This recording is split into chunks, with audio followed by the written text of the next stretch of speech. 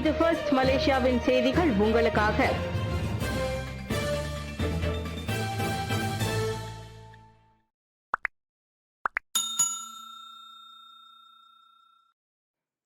தற்பொழுதைக்கு தெங்கு அம்புவான் ரஹிமா மருத்துவமனைக்கு செல்ல வேண்டாம். முக்கிய பணிகள் எதுவும் இல்லை என்றால் மக்கள் தற்போதைக்கு கிள்ளான் தெங்கு அம்புவான் ரஹிமா மருத்துவமனைக்கு செல்வதை தவிர்த்து கொள்ளும்படி அறிவுறுத்தப்பட்டுள்ளனர். அந்த மருத்துவமனை ஊழியர்கள், நோயாளிகள் ஆகியோர் மத்தியில் கோவிட்-19 வைரஸ் பரவியுள்ளதை அடுத்து சிலாங்கூர் மாநில சுகாதாரத்துறை அந்த அறிவுறுத்தலை வழங்கியுள்ளது. தெங்கு அம்புவான் ரஹிமா மருத்துவமனையின் 50 ஊழியர்களுக்கு கோவிட்-19 தொற்று கண்டுள்ளதை சிலாங்கூர் மாநில சுகாதாரத்துறையின் இயக்குநர் டாக்டர் ஷாரிங் ஹடிமான் அறிக்கையின் வாயிலாக உறுதிப்படுத்தியிருக்கிறார். தொற்று கண்டவர்கள் அனைவரும் சுங்கைபுலோ மருத்துவமனையில் சேர்க்கப்பட்டுள்ளனர். இதனிடையே அந்த மருத்துவமனை ஊழியர்களுக்கு எவ்வாறு கோவிட்-19 தொற்று கண்டது என்பது தெரியவரவில்லை. கோவிட்-19 தொற்று கண்ட நோயாளி மூலமாக அல்லது அதற்கான அறிகுறிகள் தெரிய வராத நோயாளியின் மூலமாக அந்த வைரஸ் பரவியதா என கண்டறியப்படுகிறது. தற்பொழுது அந்த மருத்துவமனையில் நிலைமை கட்டுப்பாட்டுக்குள் இருப்பதாக மாநில சுகாதார இயக்குநர் தெரிவித்தார்.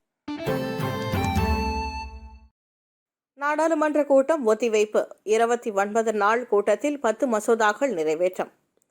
14வது நாடாளுமன்றத்தின் 3வது தவணையின் 3வது கூட்டம் 29 நாட்கள் நடைபெற்ற பின்னர் அறிவிக்கப்படாத மற்றொரு தேதிக்கு ஒத்திவைக்கப்பட்டது.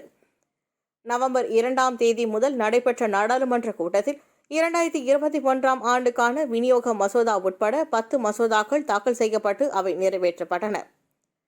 5 மசோதாக்களின் 2வது வாசிப்பும் 5 மசோதாக்களின் 3வது வாசிப்பும் நேற்று நடைபெறவிருந்தது.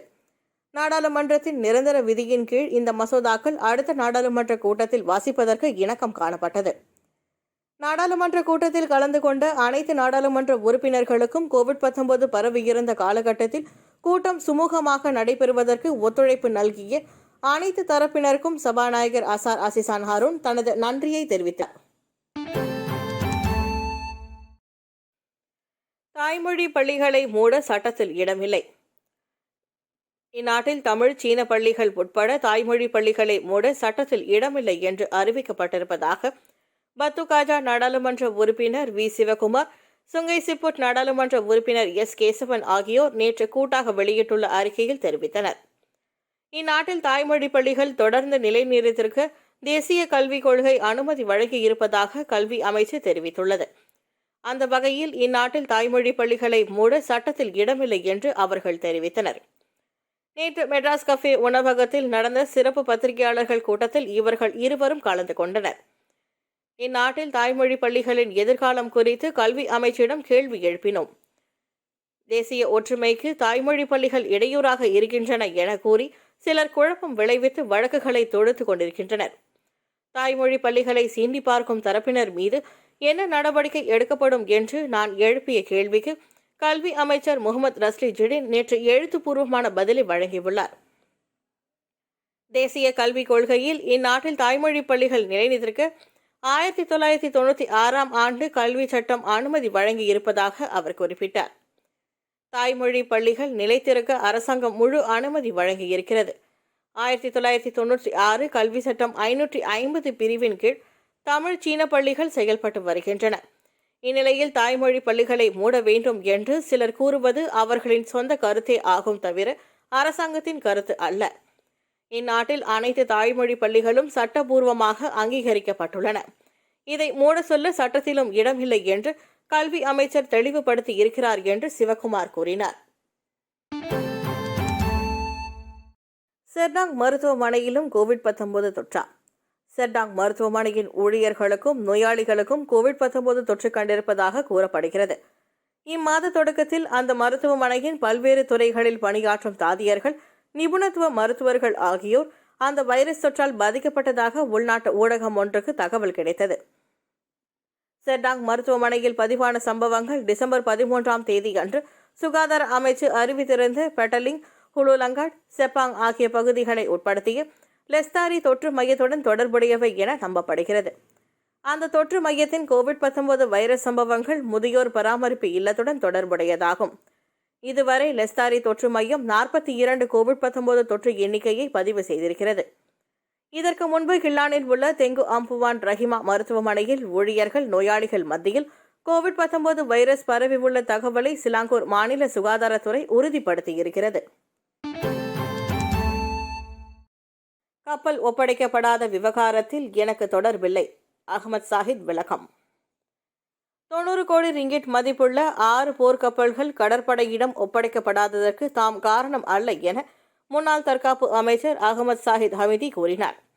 கப்பலை ஒப்படைக்க வேண்டிய காலகட்டத்தில் தாம் தற்காப்பு அமைச்சர் பதவியில் இல்லை என்ற நிலையில் இந்த விவகாரத்திற்கு தாம் எப்படி பொறுப்பு வகிக்க முடியும் என தமது முகநூலில் சாஹித் கேள்வி எழுப்பினார்.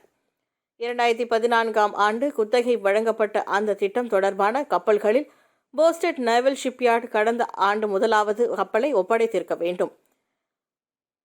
900 கோடி ரிங்கிட்டுக்கு கப்பல்களை கட்டும் கொள்முதல் உடன்பாடு தற்காப்பு அமைச்சை பொறுத்தவரை மிகப்பெரிய திட்டமாகும்.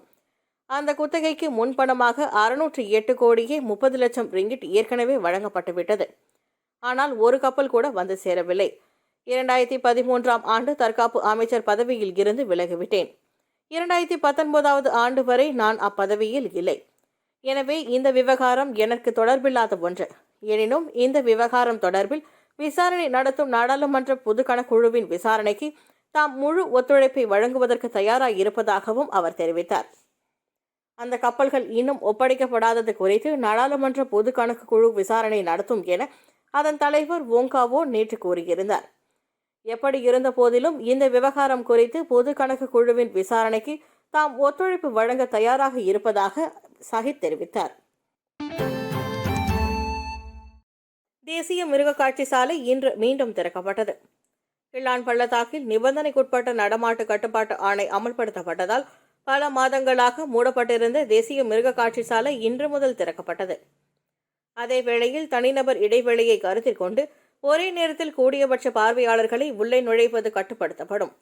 இன்று முதல் வருகையாளர்கள் அனுமதிக்கப்பட்டுள்ளதால் பார்வையாளர்கள் நிர்ணயிக்கப்பட்ட சீரான விதிமுறைகளை பின்பற்றும்படி தேசிய மிருகக்காட்சி சாலை வெளியிட்டுள்ள அறிக்கை ஒன்றில் கேட்டுக்கொண்டது. அதோடு கோவிட்-19 தொற்று பரவலை அணுக்கமாக கவனித்து வருவதாகவும் எந்தவொரு நேரத்திலும் 1250 பேர் தேசிய மிருகக்காட்சி சாலைக்குள் செல்லும் வகையில் பார்வையாளர்களுக்கு கட்டுப்பாடு விதிக்கப்பட்டுள்ளதாகவும் அந்த அறிக்கையில் தெரிவிக்கப்பட்டுள்ளது. பெரிக்கத்தான் நேஷனல் தலைவர் மன்றம் அமைக்கப்படுகிறது. பெரிக்கத்தான் நேஷனல் ஆளும் கூட்டணியில் உள்ள கட்சிகள் தலைவர்கள் மன்றத்தை அமைக்க ஏகமனதாக முடிவெடுத்துள்ளன. அரசாங்க கொள்கைகள் குறித்து விவாதிக்கவும் கட்சிகளுக்கு இடையிலான ஒத்துழைப்பை ஆதரிக்கவும் அந்த மன்றம் அமைக்கப்படுகின்றது. கட்சிகளின் தலைவர்கள் இடம்பெறும் அந்த மன்றம் தோற்றுவிக்கப்படுவதை பெரிக்கத்தான் கூட்டணி கட்சிகளின் தலைமை செயலாளர் டத்தோஸ்ரீ ஹம்சா சைனுடின் அறிவித்தார். டாப் க்ளவ் துணை நிறுவனத்தின் ஊழியர் தற்கொலை முயற்சி. சிலாங்கூர் பந்திங்கில் உள்ள டாப் க்ளவ் துணை நிறுவனம் ஒன்றின் அந்நிய நாட்டு தொழிலாளர் ஒருவர் படுக்கையில் இரத்த வெள்ளத்தில் கண்டெடுக்கப்பட்டார். அந்த ஆடவர் தற்கொலைக்கு முயன்றிருக்கலாம் என நம்பப்படுகிறது. பிளெக்சிடெக் நிறுவனத்தின் தொழிலாளர் தங்கும் விடுதியில் நேற்று காலை மணி 7 வாக்கில் அந்த சம்பவம் நிகழ்ந்ததை குவாலா லங்காட் மாவட்ட போலீஸ் தலைவர் அசிசான் துகிமான் உறுதிப்படுத்தினார். போலீசார் சம்பவ இடத்தை அடைந்தபோது இதர அந்நிய நாட்டு தொழிலாளர்கள் இரத்த வெள்ளத்தில் கிடந்த தொழிலாளியை சுற்றி கூடியிருந்தனர். பாதிக்கப்பட்ட தொழிலாளி பந்திங் மருத்துவமனைக்கு எடுத்து செல்லப்பட்டார். சம்பந்தப்பட்ட தொழிலாளர் விடுதியில் 24 அந்நிய நாட்டு தொழிலாளர்கள் தங்கி வருகின்றனர். சம்பவம் நிகழ்ந்த போது அவர்கள் அனைவரும் தூங்கிக் கொண்டிருந்ததாக நம்பப்படுகிறது. குளித்துவிட்டு திரும்பிய தொழிலாளி ஒருவர் பக்கத்து படுக்கையில் இருந்து சத்தம் வர அதை பரிசோதிக்க சென்றார். அப்போது இரத்த வெள்ளத்தில் சக தொழிலாளி இருப்பதைக் கண்டு அவர் அதிர்ச்சியுற்றார். சம்பவ இடத்தில் கைகலப்புக்கான எந்த தடயங்களும் இல்லை. அதேவேளை அங்கு சிசிடிவி ரகசிய கேமராவும் பொருத்தப்பட்டிருக்கவில்லை. டத்தோஸ்ரீ நஜீப்பின் தாயார் மருத்துவமனையில் அனுமதி. நோய்வாய்ப்பட்டு தனியார் மருத்துவமனையில் அனுமதிக்கப்பட்டிருக்கும் முன்னாள் பிரதமர் டத்தோஸ்ரீ நஜீப் துன் ரசாக்கின் தாயார் துன் ராஹா முகமது நோவாவை பேரரசர் நேரில் சென்று நலம் விசாரித்தார். நாட்டின் மறைந்த 2வது பிரதமரான துன் அப்துல் ரசாக்கின் துணைவியாரான துன் ராஹாவின் நலம் விசாரிக்க பேராக் சுல்தான் நஸ்ரின் முய்சுரின் ஷா, பிரதமர் தான்ஸ்ரீ முஹிதீன் யாசின் ஆகியோரும் மருத்துவமனை வந்திருந்தனர். தமது தாயார் உடல்நலக்குறைவால் பாதிக்கப்பட்டிருக்கும் தகவலை பெகான் நாடாளுமன்ற உறுப்பினருமான டத்தோஸ்ரீ நஜீப் தமது சமூக ஊடகத்தின் வாயிலாக தெரிவித்திருந்தார். தொகுதி பங்கீடு விவகாரம் பெரிக்கத்தான் நேஷனலுடன் மட்டுமே தேசிய முன்னணி பேச்சு நடத்தும்.